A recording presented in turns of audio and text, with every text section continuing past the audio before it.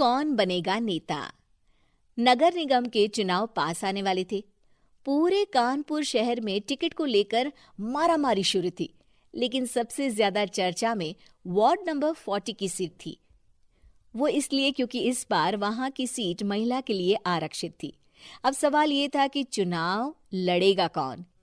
इससे पहले ठाकुर साहब वहां से पार्षद थे और इस बार उन्होंने अपनी पत्नी सीमा ठाकुर को टिकट दिलवाई और ठाकुर साहब की शान के कारण सीमा जी ने 20,000 वोटों से चुनाव जीत लिया। अरे बधाई हो सीमा भाभी, अब तो आप वार्ड की पार्षद बन गई हैं।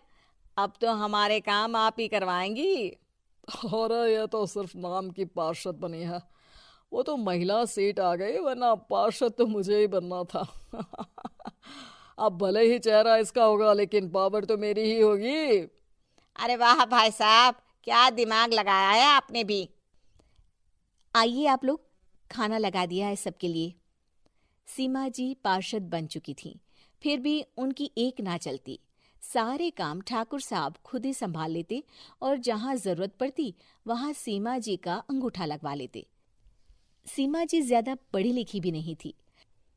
एक दिन ठाकुर साहब और सीमा एक प्रोग्राम में जाते हैं। अरे ठाकुर साहब, आप आ गए। ओहो, पार्षद मैडम भी आ गई हैं। स्वागत है आप दोनों का। लगता है हमारे पार्षद फंड का सही इस्तेमाल हो रहा है। चलिए अब उद्घाटन करते हैं। ये लीजिए ठाकुर साहब कैची, आप ही सबसे पहले प्रवेश कीजिए। सब लोग आगे निकल जाते हैं और सीमा जी पार्षद होने के बावजूद भी पीछे खड़ी रह जाती हैं। वो देखती हैं कि वेलकम बोर्ड पर उनका नाम है, लेकिन महिला होने के कारण कोई उनका सम्मान नहीं कर रहा। अगले दिन एक आदमी उनके घर आता है। अरे ठाकुर साहब नमस्कार। कल ना हम नोटिस किए कि हमारा घर तो अवैध है और नगर निगम वाले उसे तोड़ने आ रहे हैं। अरे कुछ कीजिए ना ठाकुर साहब।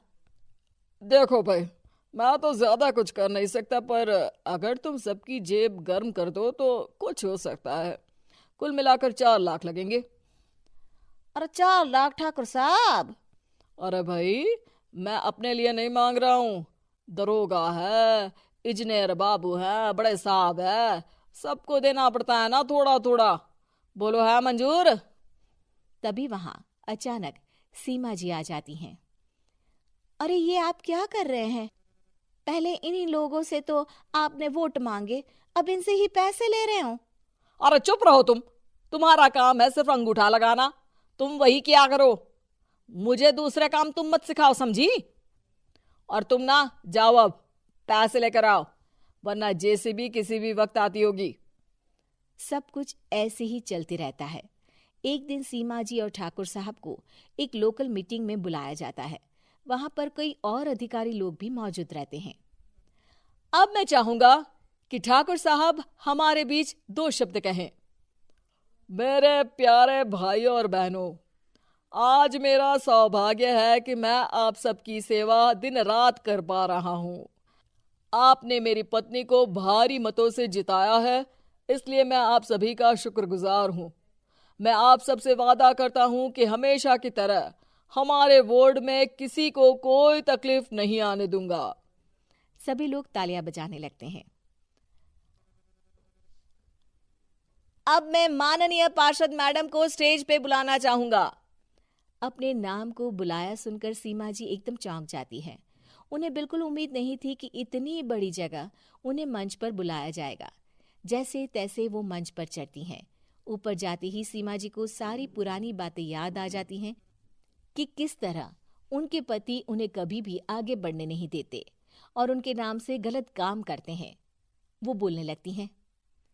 मैं आपके वार्ड की पार्षद सीमा हूं। आप में से बहुत कम लोग ही मुझे जानते होंगे, क्योंकि इससे पहले मुझे कभी ऐसा मौका ही नहीं मिला। सारे मौके मेरे पार्षद पति यानी आपके ठाकुर साहब ही लेते रहे, लेकिन आज ये मौका मुझे मिला है तो मैं इसे ऐसे ही नहीं जाने दूंगी। मैं आपको ये बताना चाहती हूँ कि आपके ठाकुर साहब मेरे नाम की आड़ में गैर कानूनी काम करते हैं, जिस पर अंगूठों के निशान मेरे होते थे। इसीलिए मैं अपनी गलती मानती हूँ और आज अपने पद से इस्तीफा देती हूँ, ताकि आगे से कोई गलत काम ना हो पाए। अब फैसला आप सबके हाथ में है कि आप हमें क्या सजा देना चाहते हैं। सीमा जी की बातें सुनकर ठाकुर साहब के चेहरे का रंग उड़ जाता है और वो शर्म से मुंह नीचा करके वहां से चले जाते हैं और पद से इस्तीफा देकर ही सही सीमा जी अपने आप में आत्मविश्वास महसूस करती हैं। उम्मीद है कि आपको हमारी ये कहानी पसंद आई होगी।